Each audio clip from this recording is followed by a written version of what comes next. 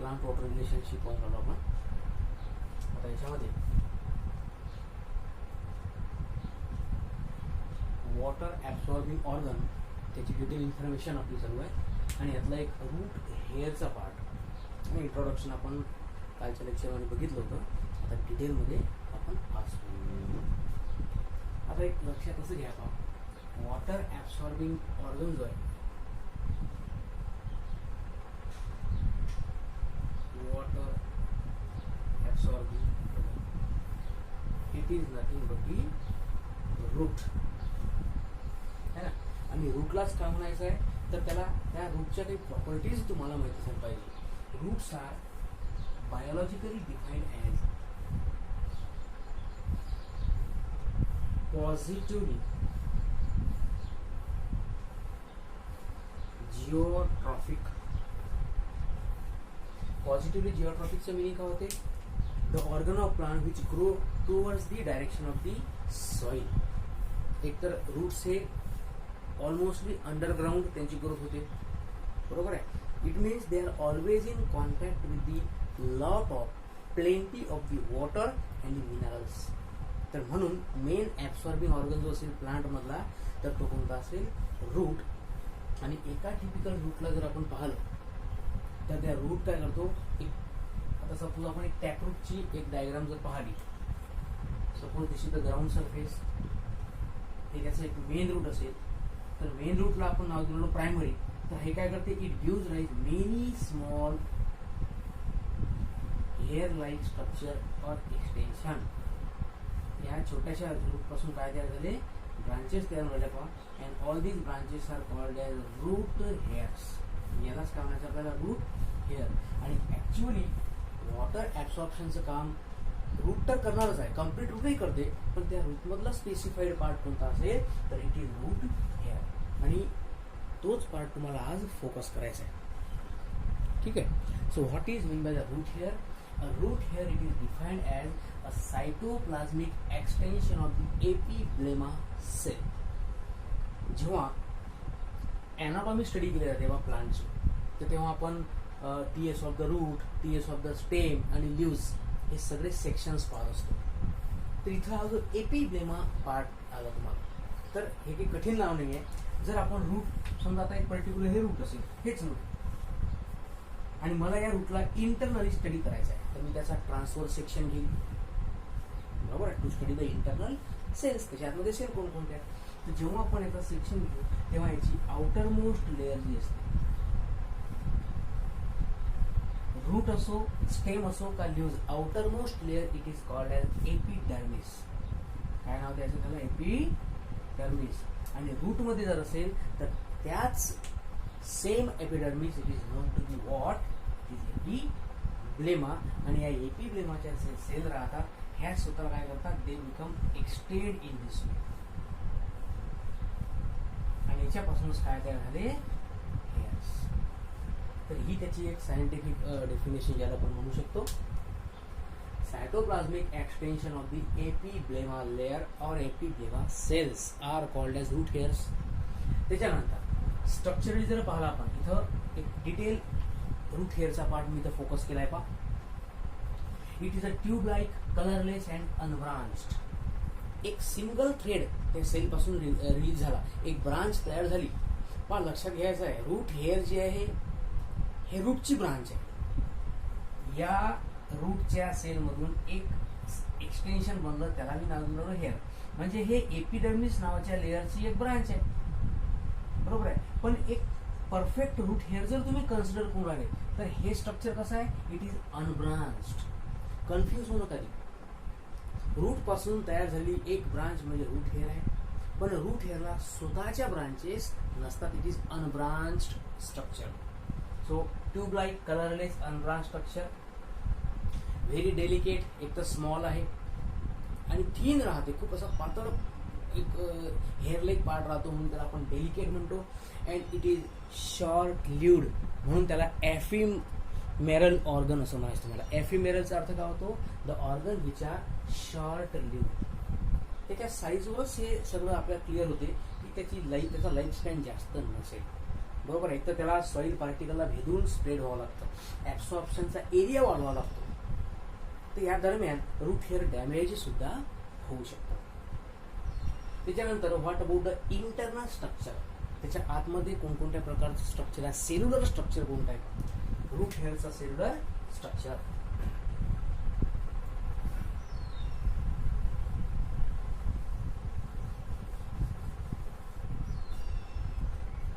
The cellular part of the root hair, काय कठीण नाही आहे. कोणती सेल असेल प्लांट मधली तर त्याच्यामध्ये बेसिक गोष्टी कोणकोणत्या असतात, न्यूक्लियस सराउंडेड बाय सायटोप्लाझम. या रूट हेअरचं स्ट्रक्चरच इलॉंगेटेड आहे.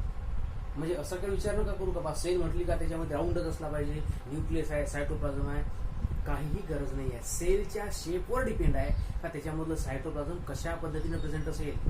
ही सेल स्वतःहून इलॉंगेटेड आहे, बरोबर आहे. मग या इलॉंगेटेड सेलच्या आतमध्ये हा nucleus, remaining is called as cytoplasm. Cytoplasm मध्ये सेल ऑर्गॅनिज असतील. इथे त्यातला एक स्पेसिफाईड त्यांनी लेवल केलं, दॅट इज मायटोकॉन्ड्रिया, अर्थात to provide energy for the root hair to spread within the soil. त्याच्यानंतर it has the large vacuole. Plant सेलचं characteristic feature, plant cell have large size of the vacuole. कारण एकतर plant हे autotrophic राहतात, स्वतःचं food material स्वतः बनवतात, म्हणून त्याला large quantity of food store करण्याकरता स्पेस लागेल. For that purpose they have the large vacuole. त्याच्यानंतर प्लांट सेल आहे म्हणजे दोन लेअर असतील. Outermost layer it is called as a cell wall and inner layer it is called as a plasma membrane. Cell wall it is followed by plasma membrane. आता या दोन layer मध्ये काय difference आहे पहा. Actually हाच part महत्वाचा आहे रूट हेअर मधला, कारण जे समोरचे तुम्हाला टॉपिक्स पाहायचे आहेत, ऍब्सॉर्प्शन, ऍक्च्युली वॉटर ऍब्सॉर्ब होते म्हणजे कसं होते, त्याच्यामध्ये कोणकोणत्या प्रोसेसेस इन्व्हॉल्व्ड आहेत. तर ह्या सगळ्या गोष्टी स्टडी करण्याकरता तुम्हाला ऍक्च्युअल नेचर माहित पाहिजे सेल वॉल आणि प्लाझ्मा मेम्ब्रेनचं. So cell wall it is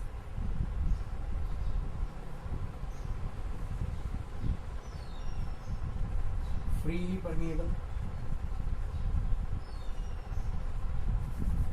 आणि जे प्लाझ्मा मेम्ब्रेन आहे, plasma membrane it is selectively permeable. काय डिफरन्स असेल? फ्रीली परमिएबल मीन्स सेलच्या सराउंडिंग मध्ये कोणत्याही प्रकारचा आयन सोल्यूट जर असेल it can directly enters with by crossing the cell wall. Cell वॉलला क्रॉस करून डायरेक्टली आतमध्ये सोल्यूट पासच होतात, म्हणून त्याला म्हणायचं तुम्हाला फ्रीली परमिएबल. आणि या फ्री परमिएबल लेअर मधून जर एखादा आयन सोल्यूट, एखादा मॉलिक्यूल असेल तो जर डायरेक्टली पास होत असेल हायर टू लोअर कॉन्सन्ट्रेशन, तर त्या प्रोसेसला समोर जाऊन तुमच्या लक्षात येईल का आपण त्याला म्हणत असतो डिफ्युजन. ह्या प्रोसेस आपण नंतर पाहणार डिटेलमध्ये, सध्या फक्त नाव येऊन राहिलं. त्याच्यानंतर प्लाझ्मा मेम्ब्रेन. सेल वॉल इथं जाणूनच ब्लॅक कलरची ड्रॉ केली होती, and it is followed by then plasma membrane. Selectively permeable आहे. It allow only selected ions to enter within the cell. विशिष्ट प्रकारच्या आयन्सला, विशिष्ट सबस्टन्सेसलाच आतमध्ये एंट्री देण्यात येईल, म्हणून त्याला सिलेक्टिव्हली परमिएबल किंवा सेमी परमिएबल असं आपण म्हणतो. हा हे त्याचं नेचर आहे पहा. Again among the root hair the cell wall it is of the two types. It consists of two layers, outer layer and inner layer.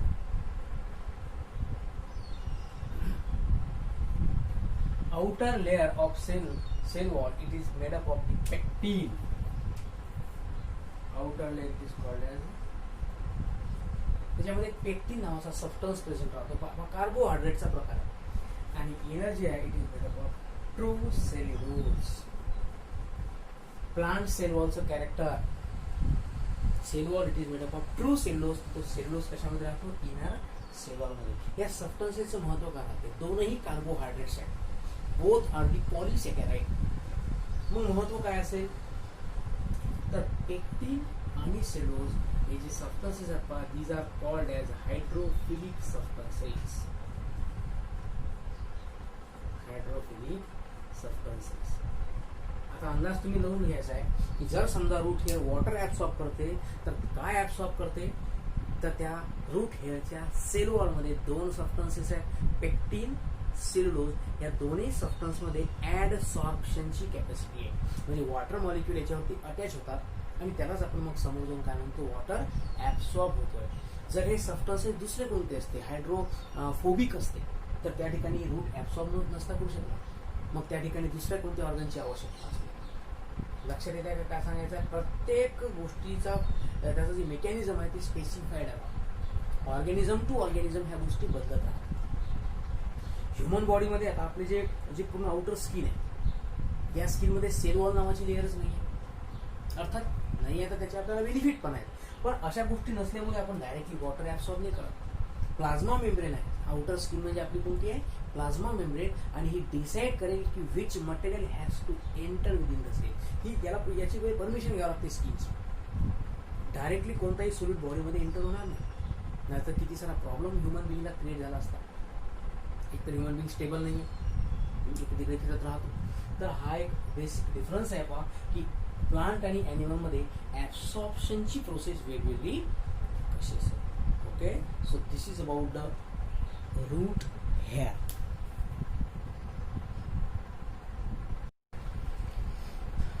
Water available for the absorption. We know that roots absorb the water from the soil.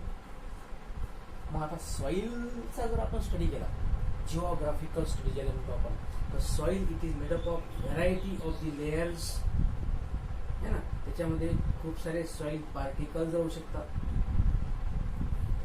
Along with the soil particle त्याच्या ठिकाणी काही additional material सुद्धा present राहते है ना, like some silicon, aluminium, अशा प्रकारचे खूप सारे त्या ठिकाणी एलिमेंट्स सुद्धा प्रेझेंट राहू शकतात है ना. जेव्हा पृथ्वी बनली असेल during the origin of the अर्थ, त्या ठिकाणी खूप सारे एलिमेंट्सची निर्मिती झाली पहा है ना. स्पॉन्टेनियस एलिमेंट्स एवढे सारे बनले आहेत आणि एलिमेंट वेगवेगळ्या ठिकाणी काय झाले, डिपॉझिट झाले आहेत. तर हे झाली सॉइलची रचना.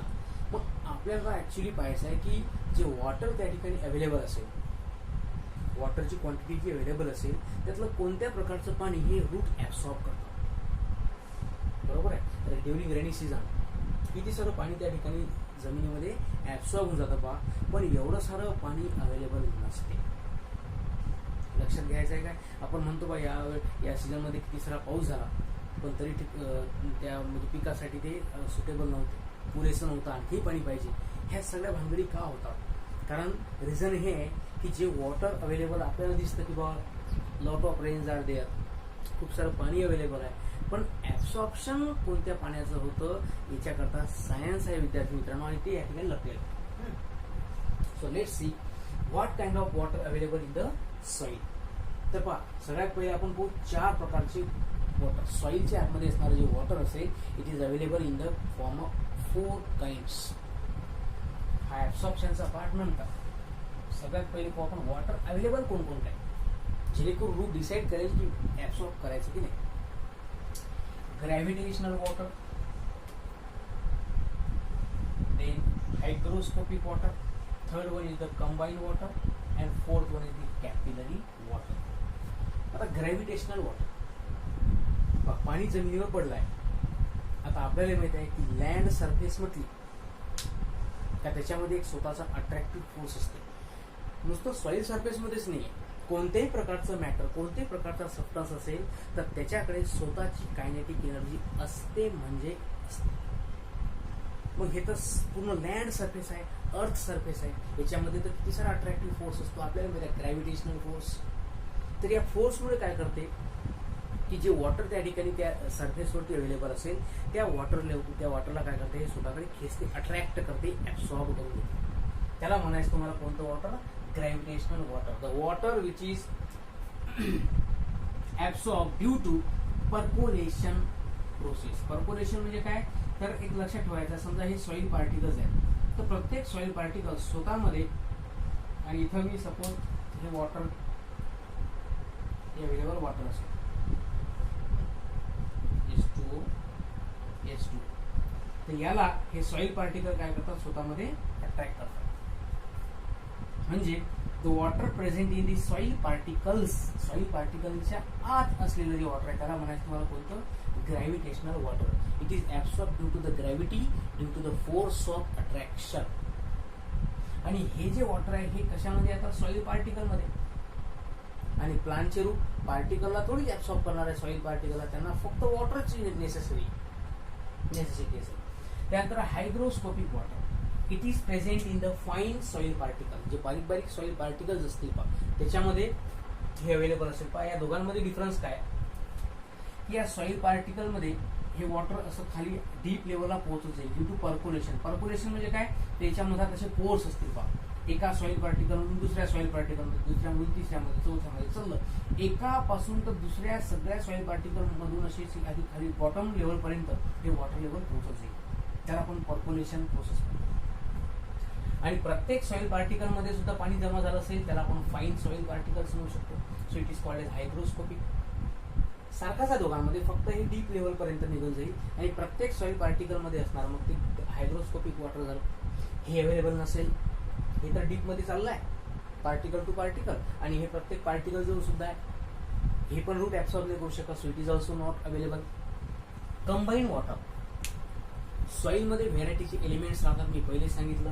मग फॉर एक्झाम्पल सिलिकॉन आणि ॲल्युमिनियम, तर हे सुद्धा त्या पाण्यासोबत रिॲक्शन करतात आणि त्यांचे ऑक्साईड्स बनतात.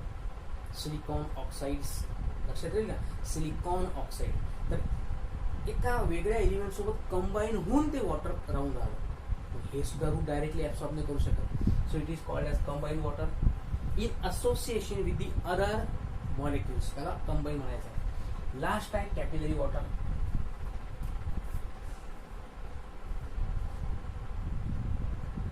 हे सॉइल पार्टिकल्स आपण ड्रॉ करून राहिलो. आता पहा या सॉइल पार्टिकलच्या मधातली जी गॅप आहे या गॅपला मी म्हणून पोअर्स, काय म्हणतो मी, पोअर्स. आणि इथं सुद्धा खूप सारं वॉटर अवेलेबल होऊ शकतं. आता हे जे वॉटर आहे पहा, this water is called as free water. हे फ्री आहे. आणि जेव्हा प्लांटचे रूट्स, समजा ही सरफेस आहे, जेव्हा प्लांटचे रूट्स या ठिकाणी अशा पद्धतीने स्प्रेड होतील तेव्हा हे रूट काय राहतील, directly in contact with the free water. So this water will be absorb. म्हणून लक्षात ठेवायचं आहे की the water which is available in between the pores of this soil particle त्याला कॅपिलरी वॉटर म्हणायचं आहे. आणि ही जी ऍक्शन आहे त्याला कॅपिलॅरिटी म्हणायचं आहे. लक्षात राहील. So which water is available for the absorption, it is capillary water. जे सॉइल पार्टिकलच्या मधात जे पोर्स आहेत, स्पेस आहे, जागा आहे, त्याच्यामध्ये असणारं पाणी त्याला म्हणायचं आहे कॅपिलरी वॉटर. आणि हेच ऍब्सॉर्ब केलं जातं. ठीक आहे. आता कॅपिलरी वॉटर आपल्याला समजलंय. आता या वॉटरचं ऍब्सॉर्प्शन कसं करते ते पाहू आपण. याच्यामध्ये वेगवेगळ्या प्रोसेस राहतील, बरोबर.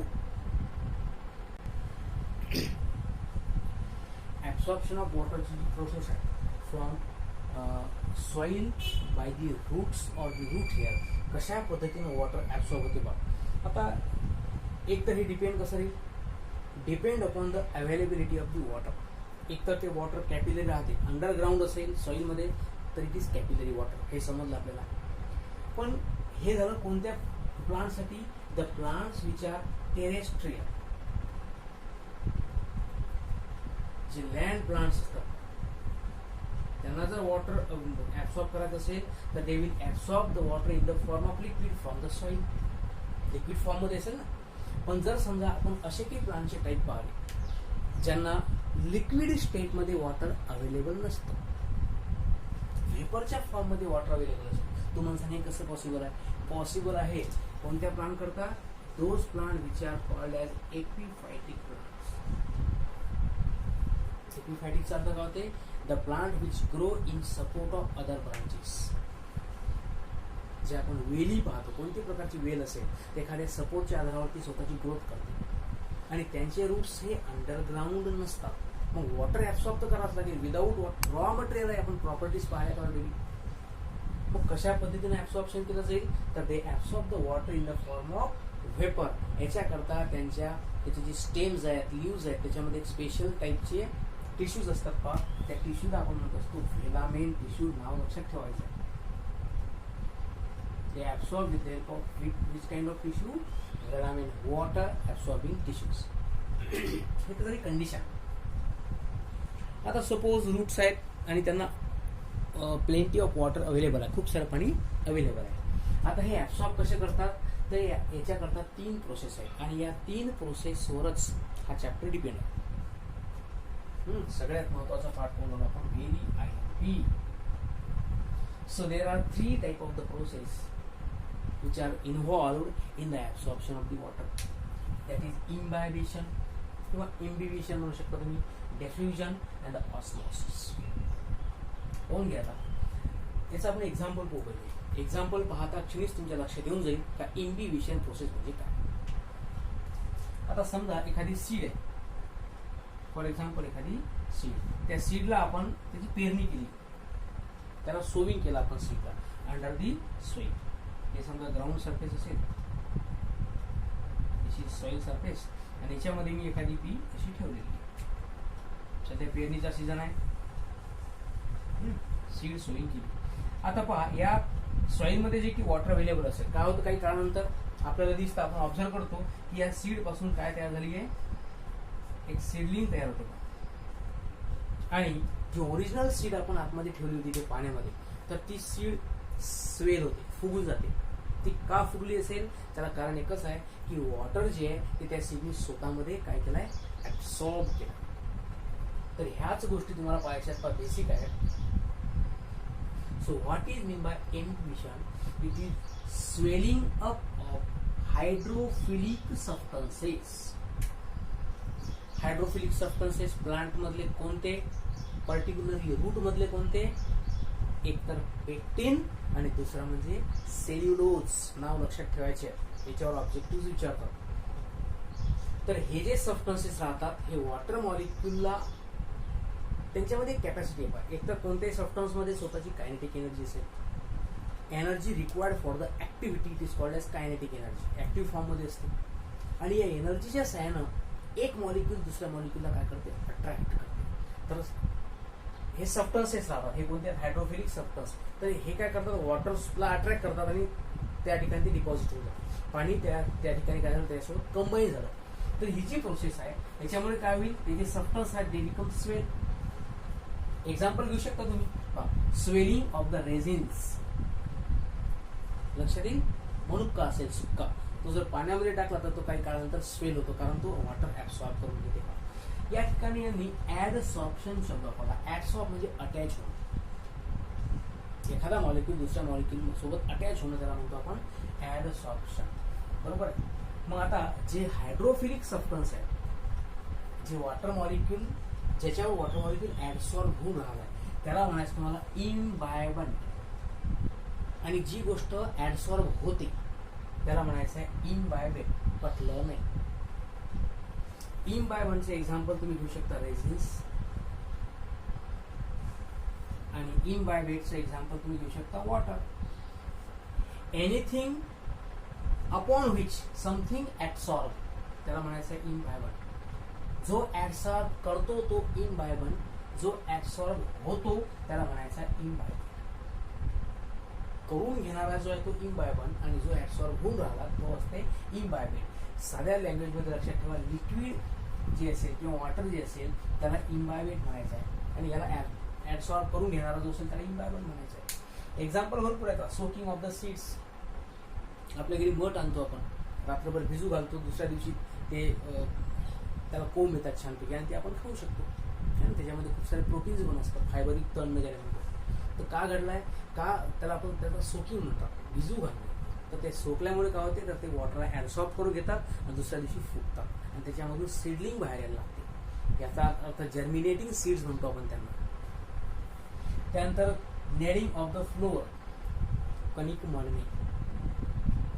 पीठ त्याच्यामध्ये पाणी टाकते आई, बरोबर आहे, त्याचा उंडा बनवला जातो आणि कणिक म्हणतो आपण त्याला. तर कशी बनली, तर ते जे पीठ आहे फ्लोअर, व्हीट फ्लोअर, गव्हाचं कणिक, तर त्याच्यामधले पार्टिकल जे आहेत ते काय झाले, दे आर इम्बायबन. त्यांनी पाण्याला ऍब्सॉर्ब करून घेतलं, ते पाणी म्हणजे काय झालं, इम्बायबन. तर ही झाली basic process of water absorption, that is imbibition. म्हणजे कोणत्याही ठिकाणी रूट सॉइल, ह्या सगळ्या गोष्टी जर आपण स्टडी करून आलो तर पहिली प्रोसेस कोणती करायला पाहिजे? इम्बिबिशन. आता diffusion, movement of the ion ions atoms or molecule. कोणती गोष्ट होऊ शकते? आयन आहे, एखादा ॲटम आहे, मॉलिक्यूल आहे, कोणतेही सबस्टन्सचा एक तर आयन, ॲटम किंवा मॉलिक्यूल काय होऊन राहिला? It is move from higher to lower concentration. आठवत आहे तुम्हाला काय सांगायचं मला? सॉइल पार्टिकल मधून रूट ऍब्सॉर्ब करून, काय ऍब्सॉर्ब करून राहिले? वॉटर. वॉटरची क्वांटिटी सॉइल मध्ये काय असेल? S2 इट इज हाय. आणि जे रूट्स आहेत, हे सपोज रूट, या रूट मध्ये वॉटरची क्वांटिटी कशी आहे? लो आहे. मग हाय टू लो, जिथं पाणी जास्त प्रमाणात अवेलेबल आहे तिथून अशा ठिकाणी फ्लो होईल जिथं पाण्याचे प्रमाण कमी असेल. स्लो एक्झाम्पल घेऊ शकता तुम्ही. आता ते जनरल झालं, इथं ऍब्सॉर्प्शन करून आपण. So movement of the ions or atoms or molecule of a substance from higher to lower concentrated area, high concentrated area to low concentrated area, it is called as diffusion. एकदम basic process आहे आणि सोपी आहे. आता मला सांगा, या soil मधून वॉटरला या रूटने ऍब्सॉर्ब केलाय. मग त्या रूटच्या ज्या सेल्स आहेत त्या सेलमध्ये पाणी आतमध्ये जमा होईल खूप सारं, त्याच्या सायटोप्लाझम मध्ये पाणी उडाल. तर आल्यामुळे त्या सायटोप्लाझम मध्ये पाण्याचं प्रेशर वाढेल. कोणती प्रोसेस घडली? पाणी आतमध्ये आलं. कोणती प्रोसेस? डिफ्युजन. तर प्रेशर क्रिएट होते सायटोप्लाझम किंवा त्या सेलमध्ये. स्वतःचं काय क्रिएट झालंय? प्रेशर क्रिएट झालं. पहा, this pressure is known to be DP, that is diffusion pressure. काय म्हणायचं आहे? Diffusion pressure. आता लक्षात घ्या, ही सपोज एक प्लांट सेल, या ठिकाणी दोन लेयर आपण काढू, कारण एक सेल वॉल आणि plasma membrane. This is the cell wall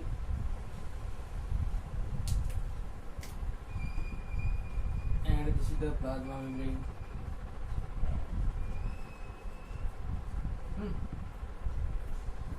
आता लक्षात घ्या, वॉटर ऍब्सॉर्ब झालाय.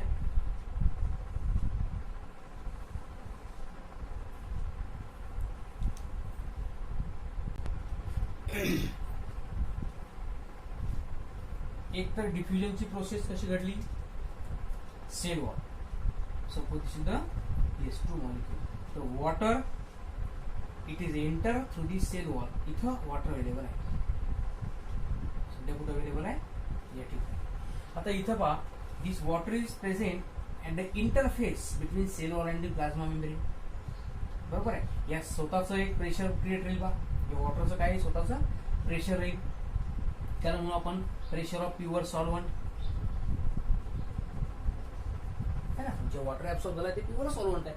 आणि सोबतच या ठिकाणी या सेलचं जे स्वतःचं सायटोप्लाझम आहे त्याच्यामध्ये सोल्युशन आहे. वॉटरही आहे आणि खूप सारे न्यूट्रिएंट आहेत, सोल्यूट पण आहे. म्हणजे ते एक सोल्युशन झालं. म्हणजे या ठिकाणी दोन टाईपचे प्रेशर आहेत. एक आहे pressure of the pure solvent, दुसरा आहे प्रेशर ऑफ द सोल्युशन. या दोन्ही प्रेशर मधला जो डिफरन्स आहे त्याला म्हणतात DPD, that is diffusion pressure deficit. He process का क्रिएट झाली? कारण वॉटर त्या ठिकाणी अवेलेबल होतं आणि ते ऍब्सॉर्ब झालं. कसं ऍब्सॉर्ब झालं? Higher concentration to lower. कोणत्या लेअर मधून झालं? Cell wall. बरोबर आहे. का फ्लो झालं? कारण त्याच्याकडे स्वतःची एनर्जी, कायनेटिक एनर्जी आतमध्ये फ्लो झालाय. So this is about diffusion process. लक्षात ठेवायचं आहे, डिफ्युजन कोणत्या सबस्टन्सेसचं घडतं? तर solute ions, atoms or the molecule of the substance. तेच ऑस्मॉसिसकडे जर आपण कॉन्सन्ट्रेट करून आलो तर या ठिकाणी मुवमेंट कोणाचं होणार? From lower to higher. आणि मधात काय पाहिजे? Semi permeable membrane. आता इथं तू म्हणसाल की इथंही वॉटर अवेलेबल झालं. बरोबर आहे. इथं जे वॉटर आहे हे आता कुठं आहे? सेलवर आणि प्लाझ्मा मेम्ब्रेनच्या मधात. Now this water entry to the cytoplasm through this semi permeable membrane. आता सेमी परमिएबल म्हटलं म्हणजे या ठिकाणी कॉन्सन्ट्रेशन डिसाईड केलं जाईल, कुठं कॉन्सन्ट्रेशन जास्त आहे, कुठं कमी आहे. बरोबर आहे. लक्षात ठेवायचं आहे की जी सॉइल सरफेस आहे त्या सॉइल सरफेसमध्ये कॉन्सन्ट्रेशन कमी असेल as compare to the root cell. Root सेलमध्ये खूप सारे आयन्स आहेत, खूप सारे मिनरल आहेत, कारण ती प्लांटची सेल आहे. तिथं खूप सारा कॉन्सन्ट्रेटेड एरिया झाला. परंतु जे वॉटर अवेलेबल आहे त्या कोणतं वॉटर पाहिलं आपण, कॅपिलरी वॉटर आहे ना, त्या पोअरच्या मधातलं, त्या ठिकाणी कॉन्सन्ट्रेशन कमी असेल. पाण्याचं प्रमाण भरपूर आहे पण सोल्यूट कमी आहे. म्हणजे रूटच्या बाहेरच्या ठिकाणी लो कॉन्सन्ट्रेटेड एरिया झाला आणि रूटच्या आतमधला हाय कॉन्सन्ट्रेटेड एरिया झाला. आणि मधात रूटची वॉल, कोणती वॉल, प्लाझ्मा मेम्ब्रेन म्हणजे सेमी परमेबल मेम्ब्रेन. म्हणजे इथे एक ग्रेडियंट डेव्हलप झालं. पहा कोणतं ग्रेडियंट डेव्हलप झालं, लोअर कॉन्सन्ट्रेटेड एरिया आणि हाय कॉन्सन्ट्रेटेड एरिया. हाय कॉन्सन्ट्रेटेड म्हणजे कोणता आहे, इट इज रूट सेल किंवा रूट सायटोप्लाझम. आणि लोअर कॉन्सन्ट्रेटेड म्हणजे कोणता आहे, हे झालं सॉइल. तर लोअर टू हायर आणि कोणत्या मेम्ब्रेन मधून वॉटर पास होऊन झालं, सेमी परमेबल, अशा मुवमेंटला म्हणायचं तुम्हाला ऑस्मॉसिस. सोल्यूट पास होतात higher to lower, diffusion. Solvent pass होते लोअर टू हायर मेम्ब्रेन मधून, त्याला म्हणायचं आहे ऑस्मॉसिस. ठीक आहे. आणि याच बेसिसवर सोल्युशनचे 3 टाईप असतात. पहा, हायपोटोनिक, हायपरटोनिक आणि आयसोटोनिक.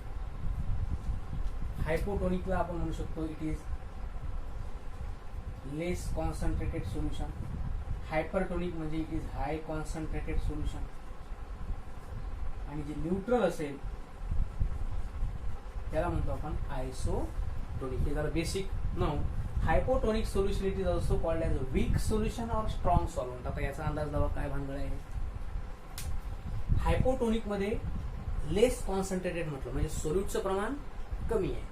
सोल्यूट जर कमी असेल तर त्याला सोल्युशनला काय म्हणतात, वीक सोल्युशन. आणि सॉल्व्हंटचं प्रमाण खूप आहे, सोल्यूट कमी म्हणजे सॉल्व्हंट जास्त असेल, so it is strong solvent. पटून आलं का नाही. चहा आहे परंतु फिक्का चहा, साखरचं प्रमाण कमी आहे, so it is called as strong solvent. पाणी खूप आहे, डायल्यूट आहे. Hypertonic, higher concentrated, strong solution, कारण सोल्यूटचं प्रमाण वाढलंय, सॉल्व्हंट कमी झालं म्हणून वीक सॉल्व्हंट. आणि हे न्यूट्रल आहे. तर असे वेगवेगळ्या टाईपचे सोल्युशनचे टाईप पडतात. का पडतात तर हे डिपेंड आहे ऑस्मॉसिस घडलाय का, कोणत्या ठिकाणी सोल्यूट कशा पद्धतीने आणि किती अवेलेबल असेल. ठीक आहे. आता परत तुम्हाला ऑस्मॉसिसच्या समोर टाईप आहेत, एक्झॉस्मॉसिस, एंडोस्मॉसिस आणि त्या डिफ्युजन प्रेशरचं तुम्हाला एक कॅल्क्युलेशन आहे, ते आपण सगळं उद्याला. ओके.